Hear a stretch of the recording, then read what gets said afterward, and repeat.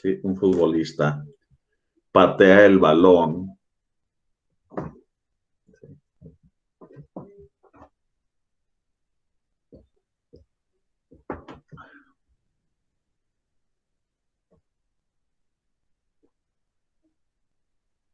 Okay. Un futbolista patea el balón, coma, imprimiéndole una velocidad,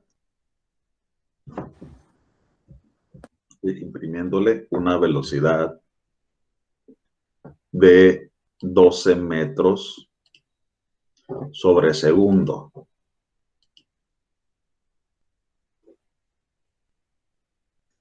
¿Sí? Una velocidad de 12 metros sobre segundo. Con un ángulo de inclinación. Con un ángulo de inclinación de 30 grados. Con un ángulo de inclinación de 30 grados con respecto a la horizontal.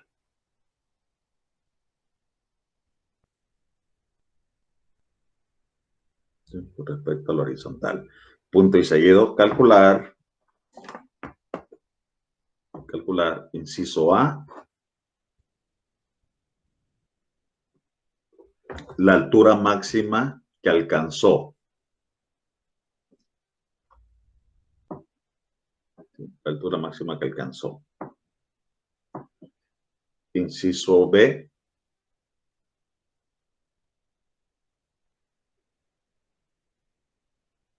el tiempo que estuvo en el aire.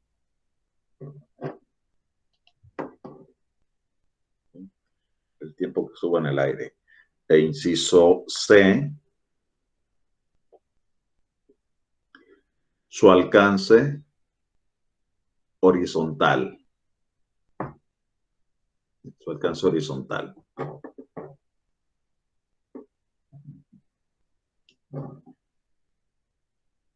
Muy bien. Entonces, aquí prácticamente los datos que me está dando me dice la velocidad, en este caso lo vamos a llamar velocidad real, con que la pelota va, en este caso, aquí colocamos siempre el origen en el punto de inicio del movimiento, recordando, y la velocidad real es de 12 metros sobre segundo, teniendo un ángulo de inclinación de 30 grados con respecto a la horizontal. Entonces, la pelota, la trayectoria que va a llevar, pues sería esta, una parábola completa. Esto es por el efecto de la gravedad, ¿sí? Entonces, como la patean con esta inclinación, en forma vertical, se va a comportar como si fuera un tiro vertical hacia arriba, ¿verdad? El cual la gravedad va a ir frenando la velocidad, en ese caso en forma ascendente o en forma vertical, hasta llegar en el punto del medio a la parte más alta. De aquí a aquí sería la altura máxima, que es donde es la media, donde está la mitad de la parábola, ¿sí? Y en este caso, esta sería la altura máxima que va a alcanzar.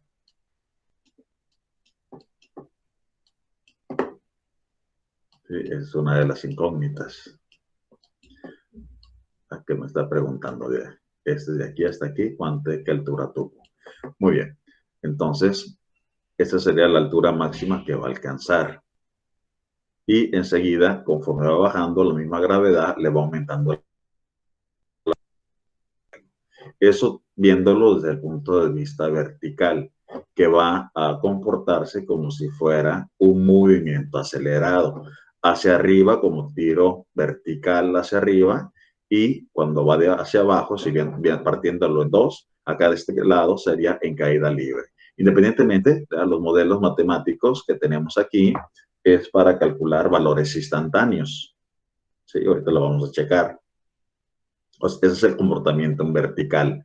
En forma horizontal sale, lógicamente, con una velocidad, en este caso, desplazamiento horizontal, que va a permanecer porque lo único que lo está frenando va a ser el aire. Entonces vamos a considerar que el aire, pues como la fricción es muy poca, la consideramos nula. Entonces, por lo tanto, en forma horizontal se sigue comportando como si fuera un movimiento rectilíneo uniforme. ¿sí? Es decir, la velocidad permanece constante en forma horizontal. ¿Sí? Por eso nada más tengo un solo modelo. Ya explicamos la clase pasada.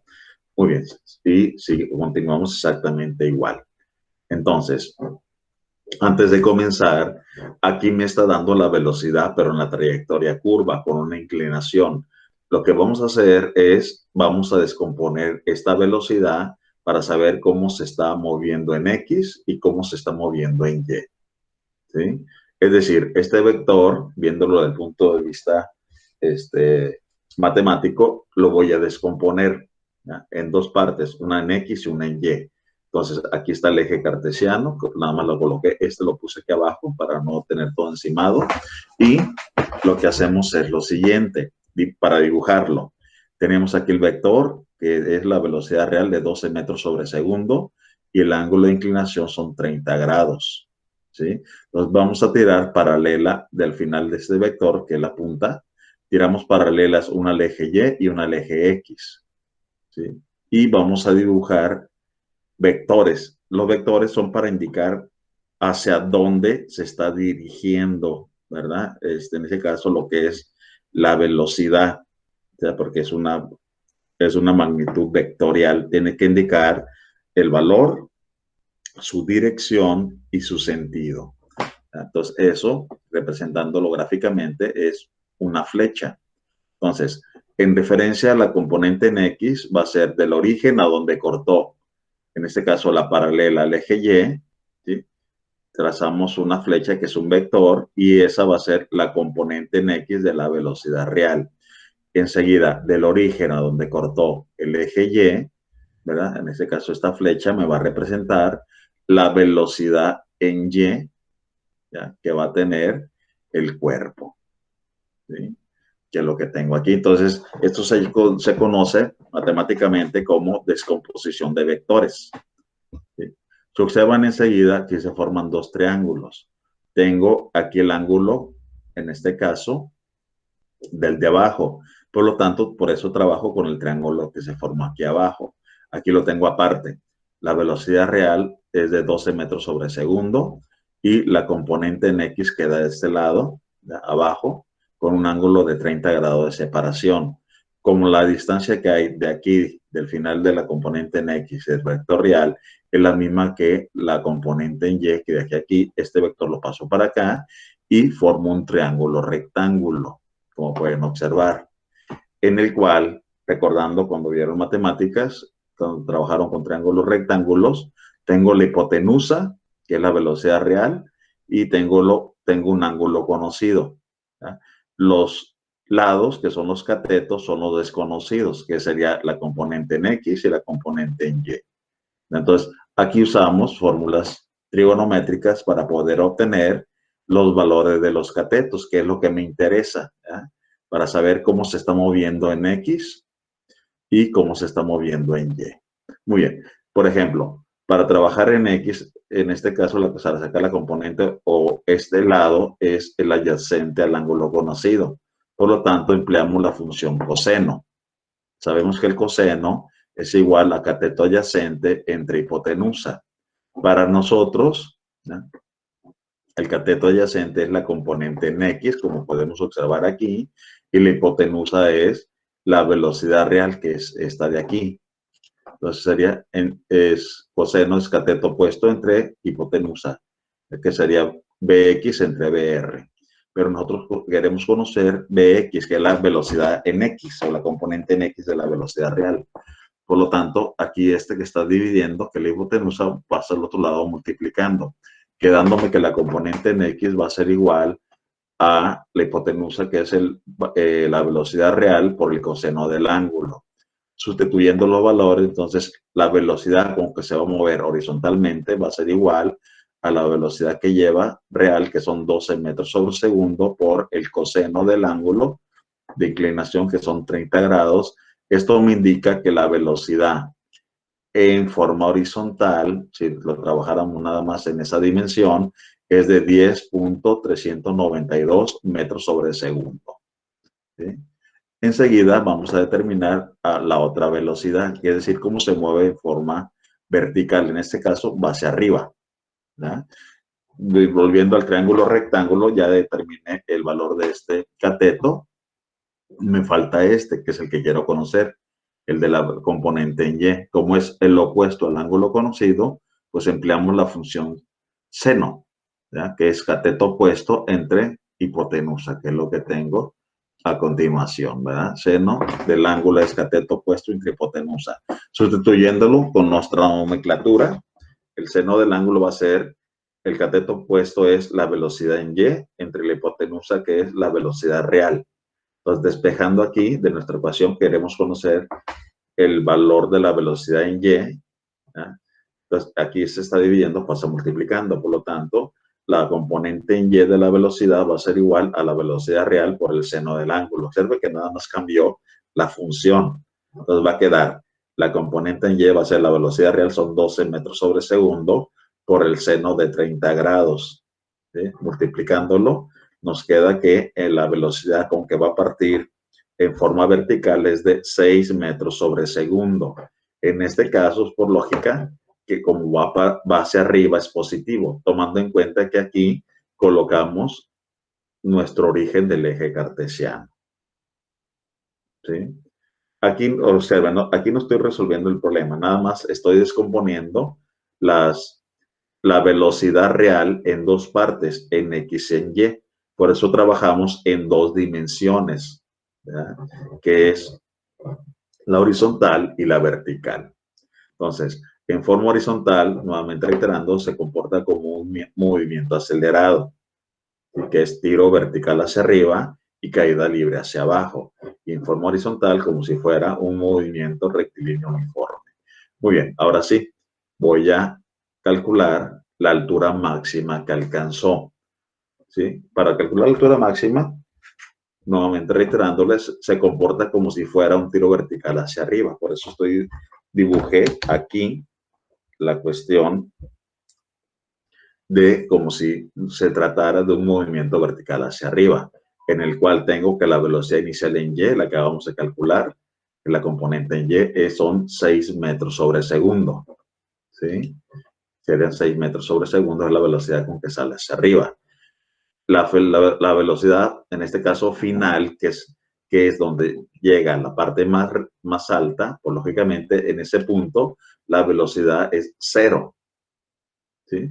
Yo la estoy considerando como la final de este tramo que estoy manejando para obtener la altura máxima. La velocidad inicial fue aquí abajo y la velocidad final es aquí arriba, cuando ya es cero. Entonces ya tengo las dos velocidades y por lógica también tengo, en forma indirecta, siempre actuando, el valor de la gravedad. ¿Sí? Que es lo que tengo aquí. Ahora sí, ya tengo tres datos, recordando que para manejar el movimiento acelerado necesitamos siempre conocer tres datos. Me voy a las fórmulas para poder calcular, en este caso, la altura máxima, ¿sí? En la cual, aquí tengo estas dos despejadas. Para esta necesito la velocidad inicial y el tiempo. Como no tengo el tiempo, la descarto. Para esta última también necesito el tiempo, también la descarto. No la puedo usar porque me quedan dos variables de la ecuación, ¿verdad? Imposible de resolver. Y en este caso, me voy con la primera. Tengo velocidad final, tengo velocidad inicial, tengo gravedad, la puedo usar. Entonces, despejando aquí, me quedaría, dejo este término del lado derecho, donde el que contiene la variable, que es el tiempo, y este velocidad inicial, como está sumando, pasa al otro lado restando. ¿Sí? Me quedaría, perdón, estoy sacando la altura máxima, no el tiempo. En este caso, perdón, tengo velocidad inicial, tengo velocidad final y tengo gravedad. Entonces, al utilizar las fórmulas, perdón, en este caso, utilizaría la segunda, porque para estas de acá necesito el tiempo, no lo tengo, entonces sería la segunda. Ahora sí, despejando aquí, perdón, esta de aquí, este está sumando, pasa al otro lado restando. Me queda velocidad final al cuadrado menos velocidad inicial al cuadrado. ¿Ya?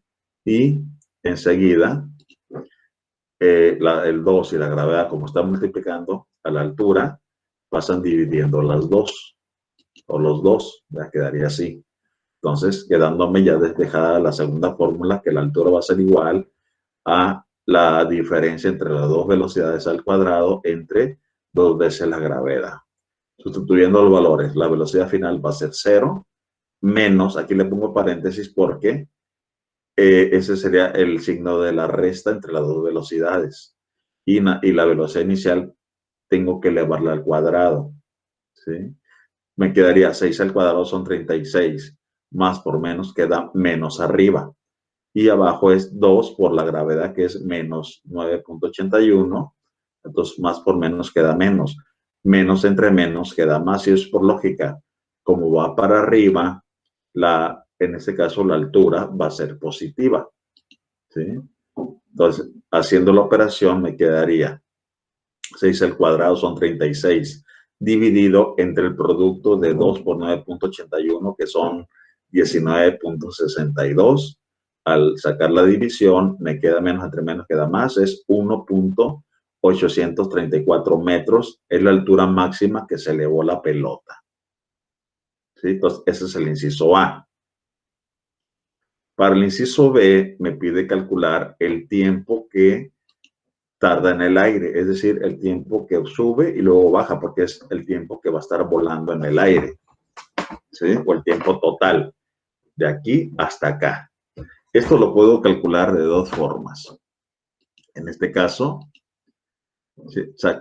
Como es aquí la gravedad al momento de ir subiendo, lo va a ir frenando hasta llegar a cero, el tiempo que va a tardar en subir es el mismo tiempo que tarda en bajar, porque aquí la gravedad le va a ir aumentando la velocidad. Como llegan al mismo punto, y esto está en simetría, una parábola perfecta, el tiempo que tarda en subir es el mismo tiempo que tarda en bajar.